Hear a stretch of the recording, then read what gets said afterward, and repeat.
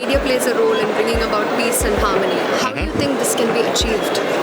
I think it can be achieved if all people in the media think in a very similar way. I think right now there's so much diverse opinion, and with the onset of new media such as social media, Facebook, where views are just expressed left, right and center, and perhaps there's not too much respect for tolerance, I think the media has now got to be able to filter a lot of what comes out and then decide what is fit to put out, what is not fit to put out, because the rights of some people end where they start trampling on the rights of others.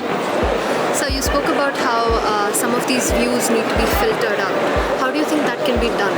Do you think it should be like government involved, or what do you think? How do you think that can be done? I think the best way would be if there is not too much government involvement and there is more conscience, understanding of tolerance and the promotion of good values, and that best comes from the journalists themselves. So they can look at what's going on around them, they can decide, well, this is not something that promotes good values and tolerance, because part of their role is also to educate.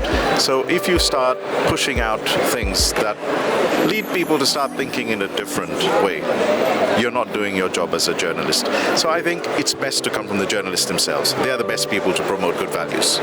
And so you're at Global Media Congress today, and this event is not just a huge event for us as media students, but also for you to bring out your points and suggest new ways for the kind of agendas that you hold. How do you think can you give us a few points on how the Global Media Congress has given you a huge opportunity for this?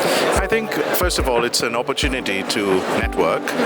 It's an opportunity not only networking, but also to hear the views of other people.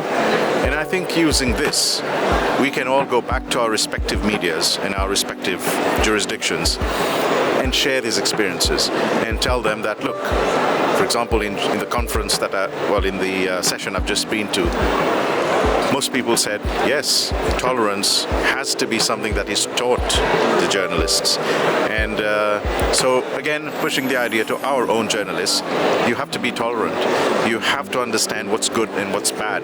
And freedom of expression doesn't mean you can just say about anything you want, because it can offend others and it can create bad vibes in a society, which is not very healthy.